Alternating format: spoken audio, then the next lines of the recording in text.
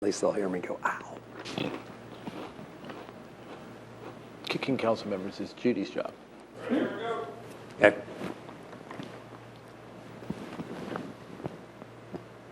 Okay. Good evening, citizens of Poquoson. I want to start this evening by reading a formal hurricane evacuation announcement, and then we want to discuss some information that's critical to all of our citizens. For those that are aware, I'm Mayor Gene Hunt. This is City Manager Randy Wheeler. And the following is an emergency communication public service announcement for the City of Poquoson. This morning, the National Weather Service advised city officials that Hurricane Irene now possesses an extreme threat to life and property for the City of Poquoson. Hurricane Irene now has the potential to bring a 6 to 7 foot storm surge to the city. The impacts from such a storm surge will exceed the impacts experienced during Hurricane Isabel. Therefore, due to the approach of the Hurricane Irene and its potential threat to life and property, we have issued a mandatory evacuation order at 1 p.m. this afternoon to all persons within Poquoson city limits. All persons are ordered to evacuate and leave the city with the goal of being empty by 10 o'clock tonight. Citizens should proceed to available shelters in York County or to safe location outside of the storm surge area. This evacuation order will remain in effect until further notice, and we have an information number that should be available 24 hours a day. That is 868-3005. Now, that was a nice formal statement, but I want to talk some specifics. The shelters outside the City of Poquoson right now are Tabb High School and Grafton High School. Both of these shelters are open and available. Open at 6. Open at 6 o'clock tonight. Why are we calling this a mandatory evacuation? The city manager and I have sat through 3 press conferences today, and one of which was with the Department of Emergency Services, one was with the governor's office, and one was a briefing by NOAA. This hurricane track, as it's currently predicted, passes very close to the City of Poquoson.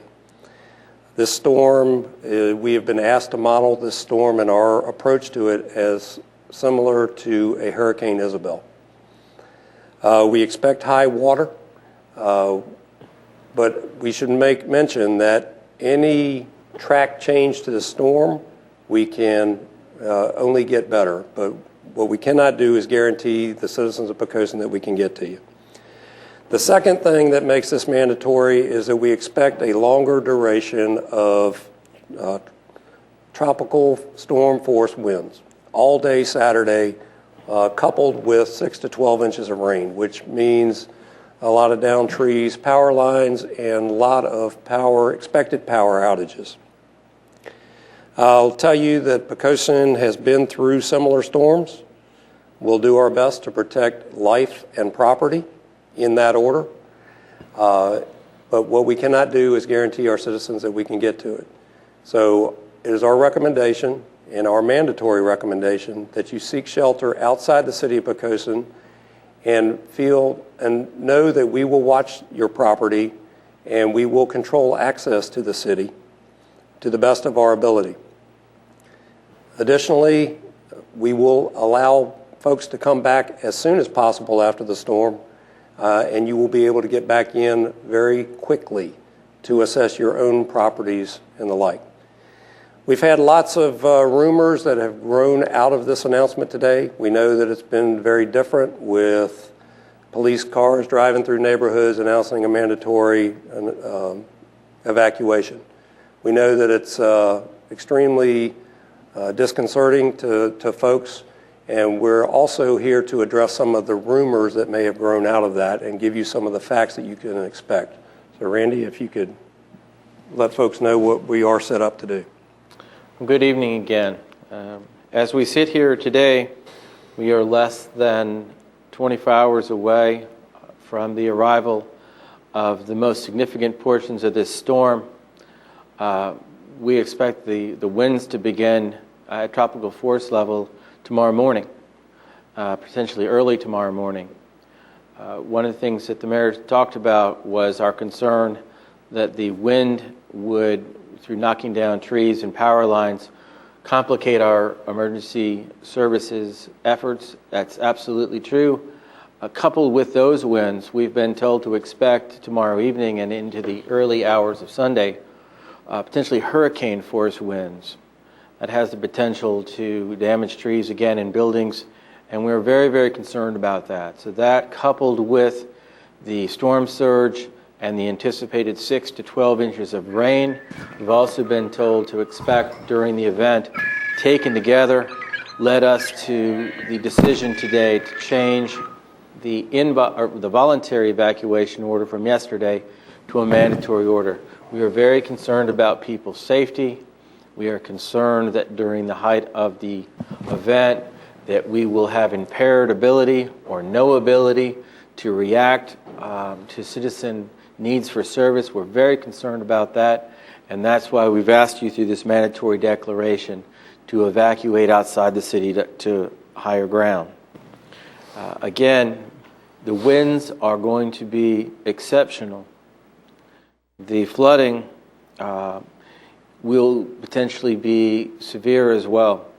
What we know right in this moment is that the highest point of the storm surge looks like it's lining up with high tide. That certainly can change. A change of slowing the storm or speeding it up, either one may have a more positive effect on us. But if they occur together, we may see some of the most significant flooding that we have seen in recent memory. Some of the things that we have heard today that I just want to speak to real quick. Following the event, we have many questions about how we're going to control access. Following the event, meaning once things begin to clear on Sunday, as soon as it's safe to do so, we'll begin to let people in the city. I expect that will be Sunday, but I'd urge you to monitor our website, the local news, also call our information line, again at 868-3005. Before you start back, we hope it'll be Sunday. It may be Monday, depending on what we see. We will be restricting access to citizens. What we ask you to have is your driver's license or something that proves that you are a citizen. Resident stickers are not required, although they're very helpful in initial identification, but you're going to need to have something in addition to that, so please bring your ID with you. Our purpose there is to control access to those, not certainly to homeowners and business owners, but to control access so that the people that are simply coming to view the aftermath of the event or for activities that we really don't need during the initial recovery to keep them out of the city. But the residents will certainly be able to get back as soon as it's safe to do so. You'll have noticed that across the city we have staged equipment. We have public works equipment in 3 different areas. We're planning for flooding, so we're spreading our equipment out. One of the things we heard today was concern from folks regarding possible closure of Fire Station 1. I'd just like to clear that up. We're not planning to close Fire Station 1. However, if the flooding in that area becomes such that we cannot safely operate out of that station, we will temporarily move the assets, both the people and the equipment, to Station 2 until it's safe to get back. This is not a decision to abandon the building, but simply to preserve our ability to respond. Also, citizens should know that for the past several days, many city employees, police, fire, public works, utilities, many other departments, along with citizen representatives from the Community Emergency Response Team, have been working together to prepare for this. We will be active and working throughout the event, and certainly continue to be active and working once the event is over into the recovery stage. We've seen this before as a city. We've learned some lessons. Certainly our communities learned some lessons as well, and we're going to be as prepared as we can be and do the best possible job we can do for you. And in the meantime, we just reiterate one more time, a mandatory evacuation is intended to show you how serious we are. We think this could be very dangerous. We sincerely hope that you will relocate out. And the two shelters, again, are Tab and Grafton High School. They open at 6 p.m. this evening. Thank you, Mayor.